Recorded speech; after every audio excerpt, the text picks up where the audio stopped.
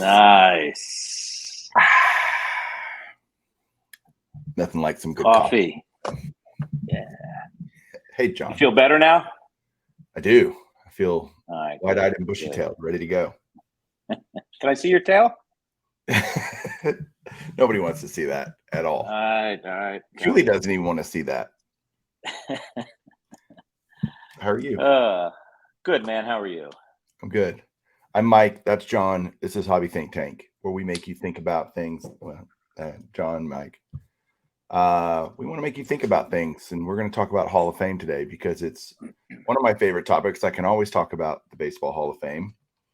And John, why don't you start with kind of what you think about really the future of the Hall of Fame is, or lack thereof? Well, yeah, the past is dodgy enough. The present is very dodgy because there's a whole herd of people that deserve to get in right now that are waiting on the steps that probably won't be let in. They're behind the velvet rope will not be open for them at any time soon. But I have a theory that aside from a bunch of players or a few players on the backside of their careers right now, I think the Hall of Fame will have a hard time finding inductees within 10 years. That's my theory. Okay. So you're saying that there's going to be a lack of players that have the resume deserving of induction into the Hall of Fame. Right. With the understanding that there already are people in the Hall of Fame that aren't deserving. We know that, we and it's not a new phenomenon. It's not a Harold Baines syndrome thing. It's been going on for half centuries. So, yeah, I mean, part of it has to do with it can be tied into collecting sort of, kind of. We can talk about that aspect, but it doesn't necessarily have to do with collecting. But how are we gauging the future worthiness of Hall of Fame inductees, right? How, is it strictly going to be on WAR, which the metrics, if you look at the internet, the metrics will tell you these are the players that are probably going to get in the Hall, and the only stat that they put up there is WAR. Okay. Is that what we're determining future Hall of Famers by? Mike, I definitely think that that's become a dominant statistic in the minds of people that follow the game. And it kind of, some people would argue on one side that WAR is all encompassing. So you just need to look at that. It includes everything you would want to know about a player.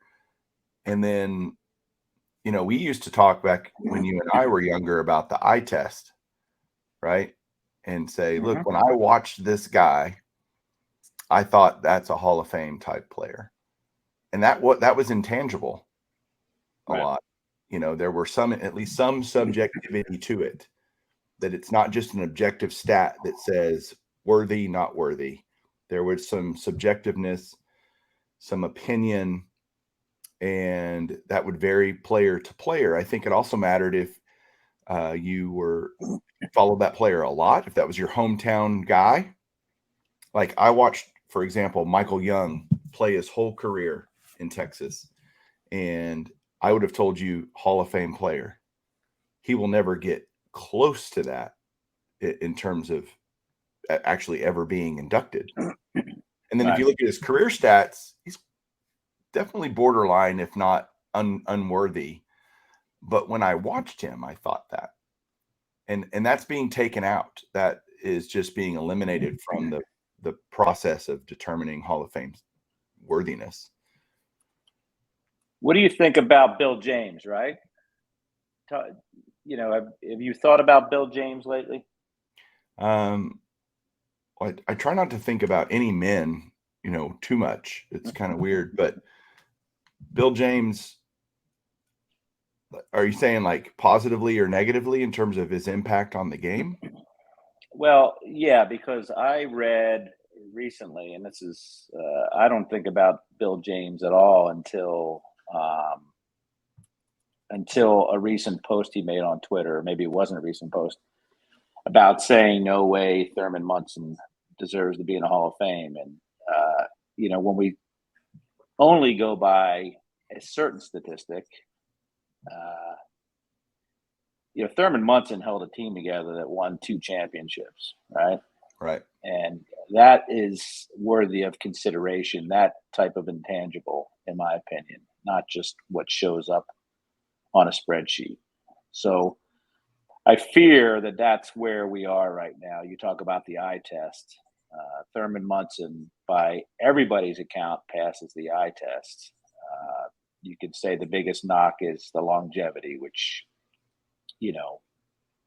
is reasonable to consider. But to say he wasn't worthy of the Hall of Fame because of his stats, when there are other variables involved, I think is short-sighted. I think that's kind of where we are headed, where only stats and certain stats matter.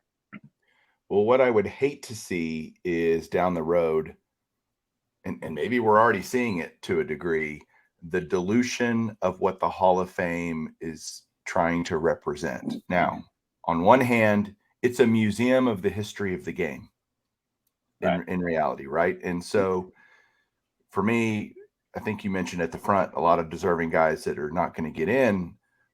The steroid era is a part of the history of the game, like it or not. And to not chronicle that and recognize, okay, yes, steroid era, everything was inflated, but there were still guys that went well above and beyond that. The new standard of normal, let's say, during that era, there were guys that clearly were better players even in that era than their peers, right? If we say everybody was using, which we can't say that everybody wasn't using, which always pisses me off because, sorry, I'm going to get riled up now, but well, so-and-so didn't use. How do you know? Do you know? Were you there with them every day and watch them not take steroids? I mean, and I'm not saying that everybody, of course, everyone did not use. Like, there's no question that there were plenty of players that didn't use steroids. Yet there were tons that did. And tell me how to differentiate the two. And people, wow, look at their stats and what bull, and even then, Barry Bonds was clearly better than everyone else. No matter how many steroids he took in his era, he was the best player. He's the best player I've ever seen play, period, that I've ever personally seen. Barry Bonds, number one. So Barry Bonds, you talk about his insane WAR. Wins above replacement. When all the replacements were using steroids too, then the stat is just as valid. Okay. Yes. It's not it's WAR. It's not wins above steroids. It's wins above replacement. And if all your peers were doing the same thing, then I tell you what, if you took, let's say that it caused a 20% increase in their statistics, and that's probably actually being like over exaggerating. But let's say they hit 20% more home runs, 20% more hits, 20% more, whatever it is, right? Reduce all of their stats by 20%. Barry Bonds is still a Hall of Famer. Right. And people get on the moral high ground of cheating. We know the Hall of Fame is chock full of guys who used various methods to gain an advantage in the game that they played. Period, paragraph. Let's give a shout out to Frank Thomas here, who right now peddles performance-enhancing drugs, is on record saying that the PED era players should not get in, and also admittedly used greenies to enhance his performance early in his career. So there's a lot of hypocrisy there. Frank Thomas, I'm talking to you. And that's the kind of crap that's out there against players of that era. And this wasn't supposed to be about that era, but I think you and I are in agreement. These players were going to do what they did regardless of the era and any kind of, I think, Tommy John surgery is performing enhancing, to tell you the truth, and people putting different parts of your body and other parts of your body to enhance your performance. So that's not what this was about, but it's valid because we're talking about the Hall of Fame and the future of the Hall of Fame. And I think that this may be a way in for some of those folks. They're going to get in eventually, but I think they need to get in because of the lack thereof qualified candidates coming up shortly. I think you got this period. There's nothing wrong with one guy getting in a given year, or no guys getting in a given year. That happened quite a lot, actually, as I was growing up. There were multiple years in a row even where no one got elected. And I think the Hall of Fame is a business also, nonprofit, no doubt, supposedly, but they still want people to show up in July for an induction ceremony, for the town of Cooperstown, which is a awesome place, by the way. So I don't know that not electing anyone is a bad thing. It's not to me, but it might be to the folks that be the powers that be in Cooperstown, New York. So how jazzed do you think they are about July of 2023? The people in Cooperstown. It doesn't seem like there's going to be a lot of people trekking up there for an induction ceremony. You can tell me all the Philly people aren't going for Scott Rowland. Scott Rowland is dead to me, and most people in Philly. And he would probably say the same thing about Philadelphia to him. So okay. The answer is no. Okay. So nobody from Philly's going. You got Rowland and McGriff, right? That's a small class. Yeah. And it's not a popularity contest, and it's not supposed to be a revenue generator. I get that, but I think right now, and you know more baseball people than I do, most likely. I'm not as into modern baseball as I am into older baseball. So anybody outside of collecting, do you have a lot of friends outside of collecting that are baseball fanatics? No. Okay. Because that question is outside of collecting, which taints a lot of our judgment. How do you think baseball diehards who don't collect feel about the future of the Hall of Fame? That's a good question. I mean, I most likely few of them give it much thought, honestly. Unless you're really heavy into baseball, and like you said, you did call them fanatics. So I just, that would be a curious question to ask someone who doesn't collect. But I don't collect Hall of Famers.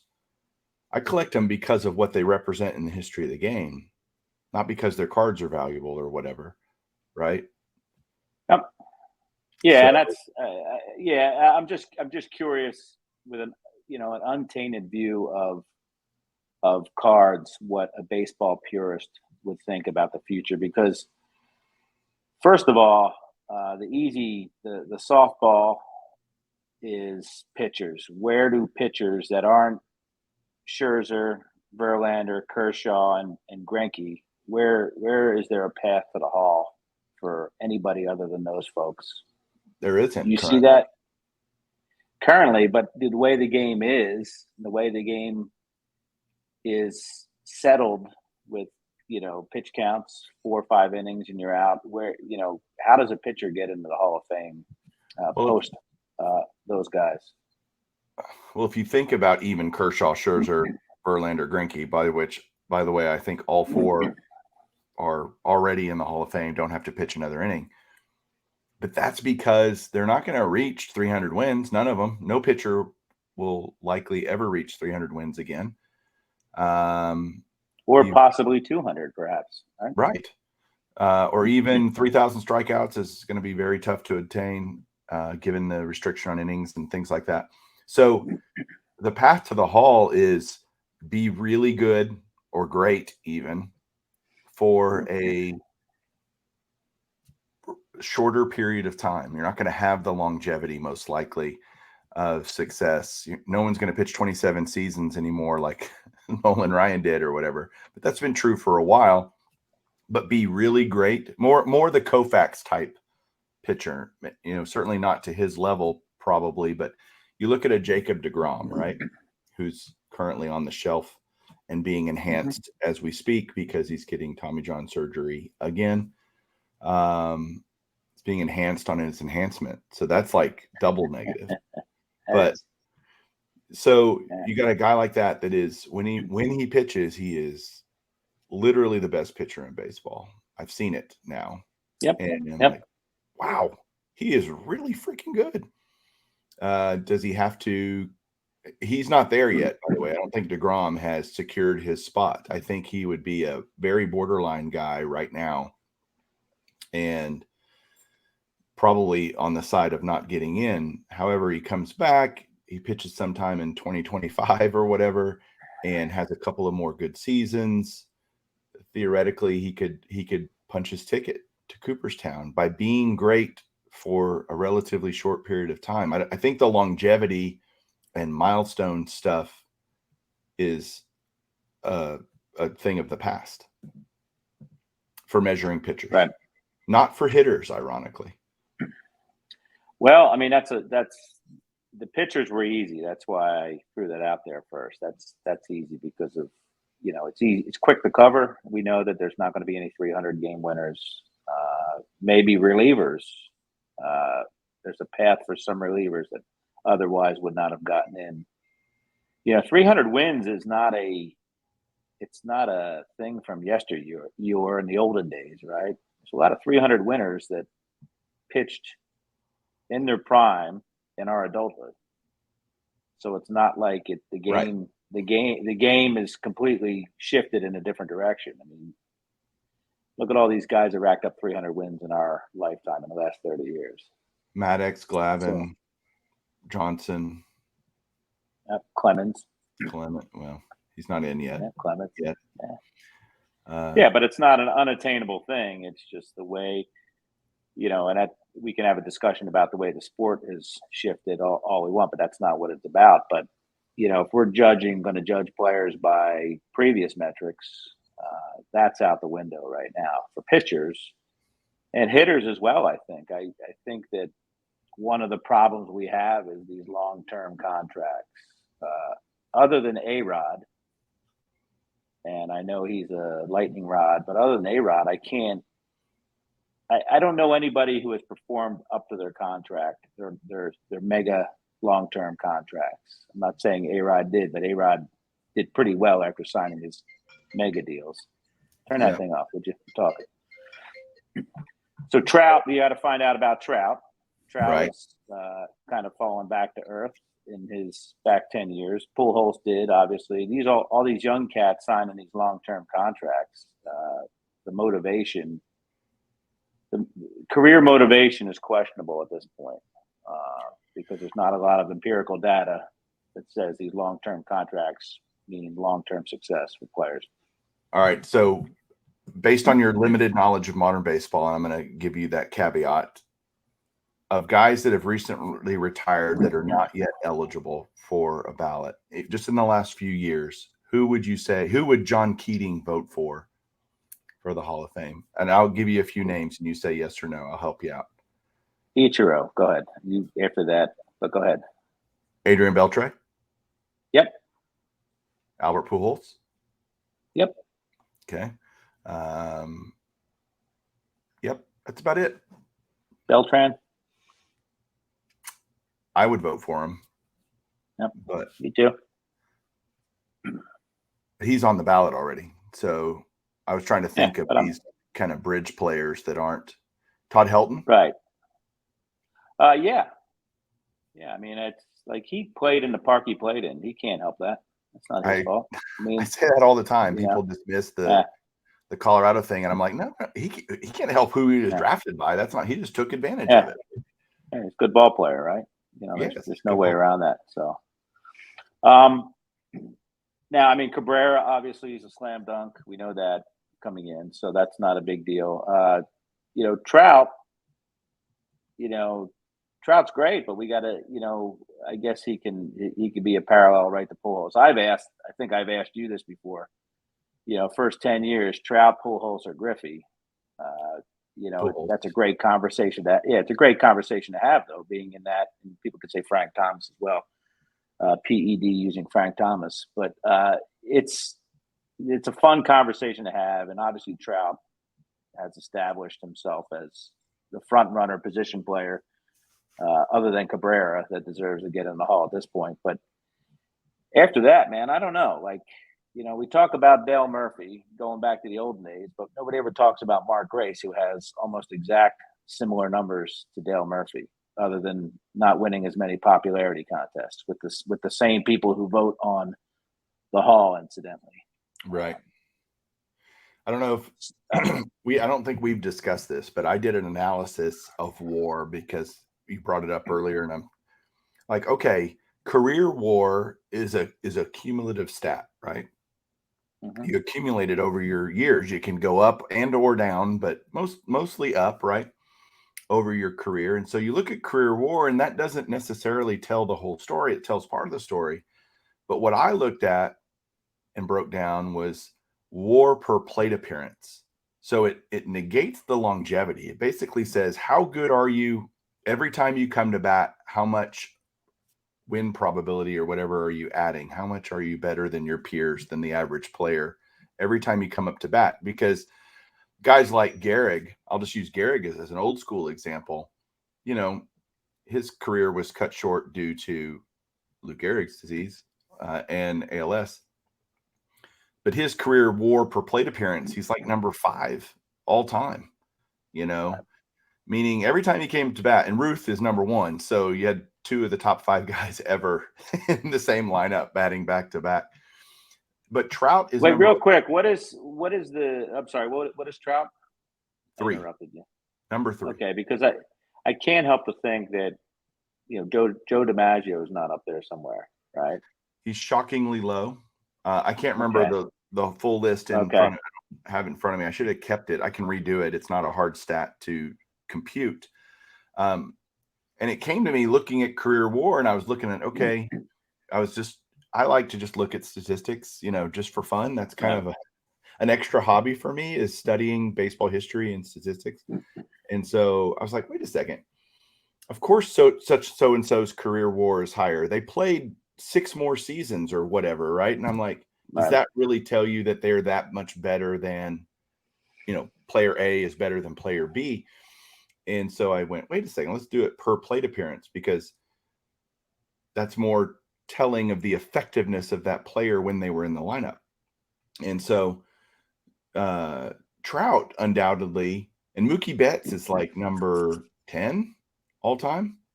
Okay. Believe it or not. Those players will both see their WAR per plate appearance decrease as they play out the string in their latter few years, where they're probably going to be less productive, right? Right. And so Trout is 3 today, and you could say, look at any player's first 10 years, kind of going there with Griffey, Pujols, Trout, whatever. If you just include any player's first 10 years, they're more likely going to have a much higher WAR per plate appearance than their last 10 years if they play 20 years, or their last stretch of their career where they're just playing out the string, Does that make it's but first 10 years isn't necessarily peak 10 years. I mentioned those 3 guys because they came out like gangbusters. They came out like gangbusters, and we know that that's not typical. Sandy Koufax, great example, right?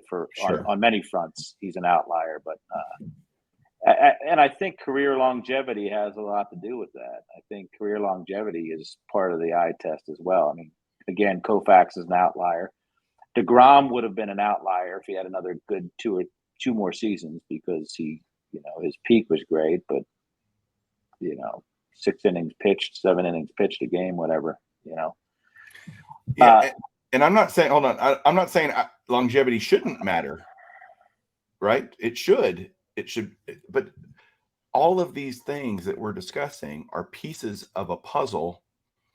And if you only look at one piece, you're not getting the whole picture of a player's career. And that's unfair to simply look at one thing and say, well, because they did this, they're a Hall of Famer. Now, wait a second. Let's look at the totality of their contribution to the game. And you're right. The list is short of people. Again, we don't know the futures of Sotos and Acuñas and guys that are playing currently, that who knows 15 years from now what the story will be with those guys. But if you look today, there's not a huge list of players over the next 10 years that you expect to get in unless they dilute it and go, well, we got to put somebody in, so let's vote for some less deserving type of player. I mean, I see ballots, when they start coming in, guys will post them on Twitter or wherever, and you're like going, why did you vote for, like, is Andrew Jones a Hall of Famer? In borderline, right? Borderline. I can see a case for, and I can see a case against. Somebody I think that is criminally underrated is Jeff Kent. So let me backtrack just a second. Borderline. When I say borderline, what does it mean to you or me? I mean, I guess borderline to me means, was his career worthy, or was his career worthy compared to other players that are in the Hall? I guess that's the question. So, and I don't, I'd have to have that argument with myself. He's borderline because there's people in there less deserving than him, in my opinion. I look at it the other way. There's probably other players during that. Let's take Fred McGriff, who just got in, right? He didn't get elected by the players, by the writers. He got elected by the Veterans Committee. When I watched Fred McGriff play, I thought, man, this dude is a beast. He's a beast. RBI machine, clutch guy. Played on some bad teams, played on some good teams, right, with the Braves. But I always thought Hall of Famer for Fred McGriff when I watched him play. And when his career was over, like, yeah, he's getting the Hall of Fame. Absolutely. And he should be. He was borderline because of the lack of 500 home runs. And I think we get so enthralled with certain numbers in baseball.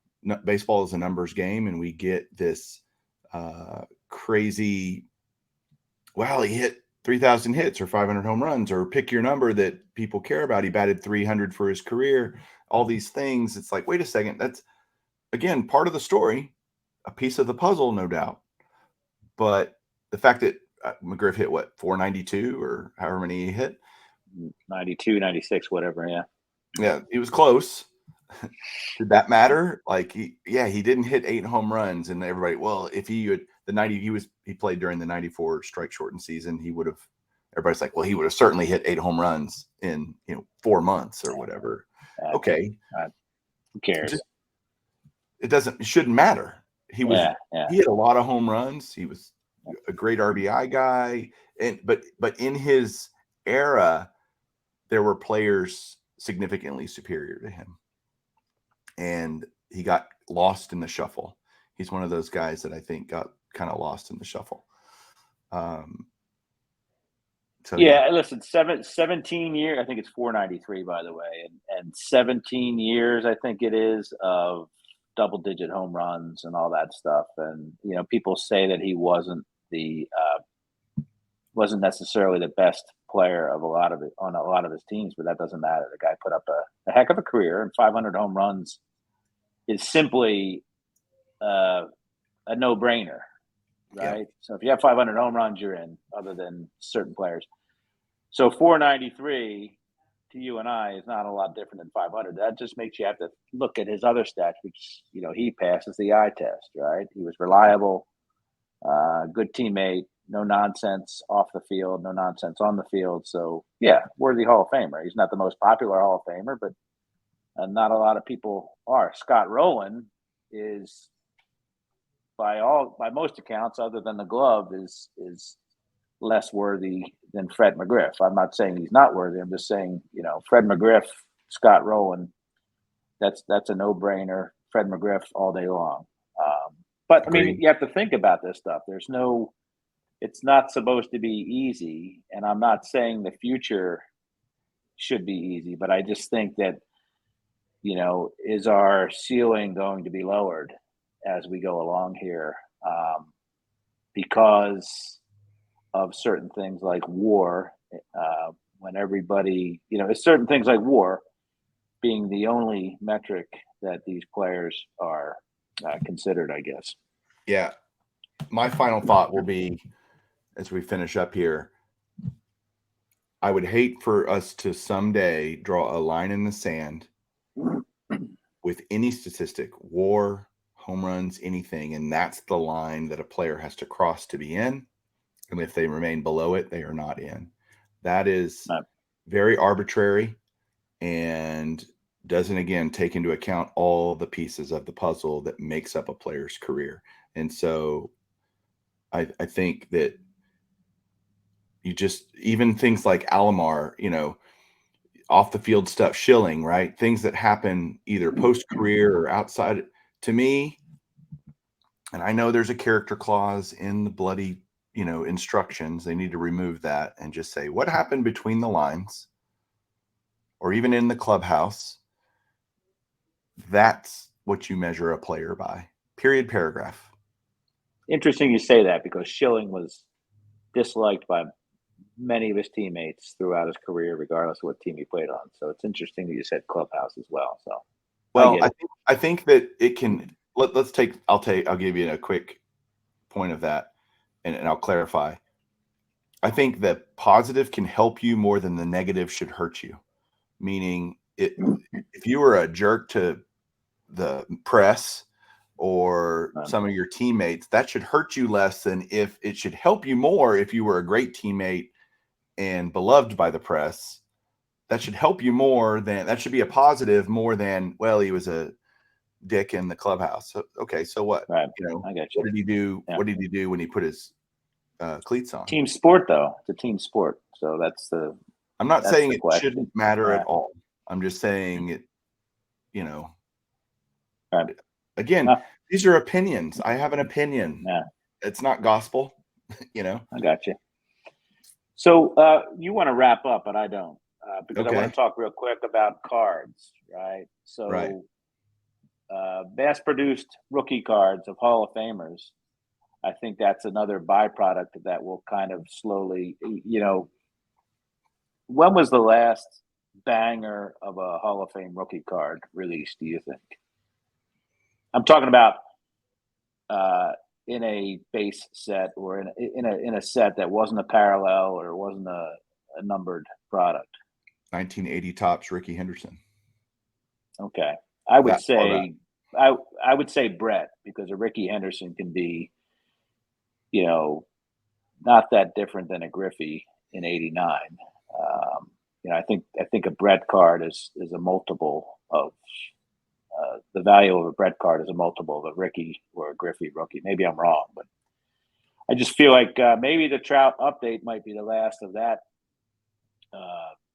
Its generation with that as well. I consider an update card, a pseudo base card, because it was released in pack form and everybody had the same shot at it and whatever. So that. Go ahead. I'm just saying, I think that's going to change not only the Hall, but the future of Hall of Famers. There's so many options for their supposed rookie cards. It's not a rookie card discussion per se, but it's going to. I think that's going to change. It's already changed. Truth be told, I think Trout is the last of the Mohicans there. Well, you've got that started in the '80s, right? You start with let's say '83. Yeah. You've got the triumvirate of Sandberg, Boggs, and Gwynn, all three of which have 3 rookie cards that season. Topps Clear Donruss, which is the best one? Well, in the eye of the beholder, I think, right? I like all 3 for, personally, I'd like to have all of them, if I could. I don't. I focus on the top stuff, but that doesn't mean I dislike the other ones. And so the one good thing about Fanatics ruling the world, and really for the last 20 years, Topps really being nobody looks at any Panini stuff that's come out in the last few years and think that's really Acuna's true rookie card, or it might be it has an RC logo on it, albeit goofy looking, not the true RC logo, but nobody looks at that as their actual rookies. But people do look at the Fleer and the Donruss because the licensing, right, which I think is full license. Full license, yes. Then, with Fanatics ruling the world going forward, you're going to see base rookie cards still be important. Will they be like it was in the pandemic? Of course not. The jacking around with like a Wander Franco and saving him, even though he played could have easily been in, 2021 products, was in 2020, or I can't remember the year, but I don't like them janking with that. Like, will Elia De La Cruz, who's the new hot call up for the Reds, will his cards, will they release them in 2023 as they should, or are they going to hold them over to make 2024 Series 1 a more attractive product? That's the manipulation that I don't like. Yeah, the manipulation, and there will always be a hobby divided. Is the Bowman, the more attractive card, or is the RC the more? I don't think you're going to have a consensus on all this, which is great. I'm not saying it's good or bad. I'm just saying I think we're seeing, it's already, in my opinion, it's already a dead breed, right? I think Trout, 2011, last of its kind, banger rookie card. I'm not saying Ricky isn't. I'm not saying Griffey isn't. I just think Brett per se is more, definitive, and it's a big card, right? So that affects the hobby, the future of these Hall of Famers. When Wander Franco, I think I mentioned in my last video, Wander Franco has 6,500 cards, and Pete Rose had 4,500 cards for his entire career. That's where we're at with. And Wander Franco, by the way, in the Hall of Fame, I know before anybody mentions it in the comments, I get it, but that's where the hobby is, and it's going to kind of, if you're a Hall of Fame collector like Mike Moynihan 20 years from now, man, you're not going to have anything but gray hairs, ear hairs, back hairs, underarm hairs. They're all going to be gray for you chasing Hall of Fame rookies and trying to get your registry up to speed, because what card are you going to choose? I can't wait to see that, Mike. Well, I hope my butt hair doesn't turn gray. That would be weird. But I won't. I had assumed you. I thought you waxed, but whatever. But think about that, right? Like, where are you at 20 years from now with that stuff? Well, I hope I'm still collecting, because that means I'm still here, and I'm going to kind of take it as it comes, John. Honestly, I'm not going to try to outthink the hobby. I'm not that smart, and I certainly am not going to try to influence the hobby, because no one listens anyway. Whatever it is, it is. When you may not know how this works, but what players first get on, at least from a registry standpoint, when kind of the hobby's deciding whose rookie card is the key rookie, they go on what's called a future Hall of Fame checklist, right? And the PSA, for example, just using one view of this, will send out basically a vote to all the people in that set and say, okay, Carlos Beltran, for example, here are some rookie cards for Carlos Beltran that we want you guys to consider, vote, and tell us which one you think. So it's really a consensus in that regard. I wanted to say, but why? Like, why do people pick? Do you think they pick? Or why would you vote? Like Fred McGriff. We'll talk about Fred McGriff, right? Well, he's easy. He only has 186 times. Oh, he does? Yeah. Okay, I thought he had more than that. But a player that has multiple rookie cards, what is your predicator there? I'll simply lean to the tops, because it has the most consistent brand, timeline, and it's easily recognizable typically, and you can find out what it is. Like for Roland in the set, it's the 95 blue Pinnacle Prism, whatever it is. I'm not looking at it right now, but it's or Bowman's Best Blue, I think, or something. And that's true of several players that don't have a base Topps rookie card in their rookie year. But we are given and afforded the opportunity to vote on that. So Beltran's card that was put in there is the one where he's not even pictured on it. It's the Jose De Leon or whoever it is that is actually pictured, and it's not even Carlos Beltran. That's his rookie card representing him kind of for all time, because if the player gets in the Hall of Fame, like Roland went from future Hall of Fame list to they just move him over to in the Hall of Fame list. And that becomes kind of the rookie card of choice if you're a registry guy. You don't have to follow any of that. You can go, no, I like this one better, and that's going to be my representation in my collection of that player, XYZ card, because I like it better. Okay, great. You could say that about Griffey, you know, like, hey, I like his Donruss better. I don't know who would ever say that, but but you could say I like his 89 tops traded better. That would be not shocking, more than his upper deck, even though the upper deck card is the card representing him in those registries, wherever it's a Hall of Fame type thing. Great, have that for your collection. I have all of them, you know, just because I'm like, I like all of them. So it'll be an interesting. I'm just going to go with it, I guess, is kind of where I'm at. I got you. Make my voice heard in my one vote and vote accordingly. And then if my vote isn't the one that wins, so be it. Right. And it's just an absolute, how many people vote in those?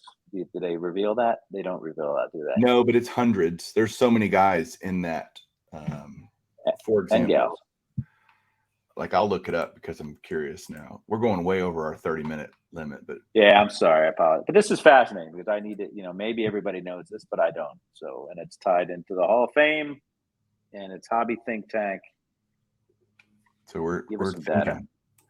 So on the future Hall of Fame, by the way, you'll get a kick out of maybe some of the players that are actually on this set. Someday, Kurt Flood on there? No. That's an invalid list. It's an oversight, no doubt. Okay, future Hall of Fame players. I am number 62 on that checklist, by the way, because there are currently, which is I'm pretty low on that one. Oh my gosh! It seems weird that once they get on that future Hall of Fame list, that's the card everybody's stuck with because people are constantly coming into the hobby and PSA and all that stuff. It only gets voted on once, huh? Yes. 325 people are on that set registry, which is a lot. The Rose is on there. Dick Allen's on there. Thurman Munson is on there. Dave Parker is on there. Dale Murphy is on there. Lou Whitaker is on there. Clemens, McGuire, Bonds, Schilling, Sheffield, Vizquel, Sosa. Juan Gonzalez is on there for some reason. Awesome. Manny Ramirez, Jeff Kent, Todd Helton, A-Rod, Wagner, Billy Wagner, Andrew Jones, Carlos Beltran, Beltre, Miguel Tejada is on there. He'll never get in, you know. So, and it's also that what I don't like is no one's ever removed. Like, yeah, right. Wait a second, this guy's never in. Right. Vizquel could be removed. Sabathia, Cabrera, Suzuki, Pujols. Now, Sabathia's in. Don't you think? Do you think Sabathia's in? I do. Yeah, for sure. Joe Mauer's on there. I think he's very borderline. Greinke, Votto, Robinson Cano is on there. Molina, Verlander, Nelson Cruz. So they just added a couple of cards, it looks like. Nelson Cruz was added to the future Hall of Famers, and Mike Stanton, also known as Giancarlo. Right.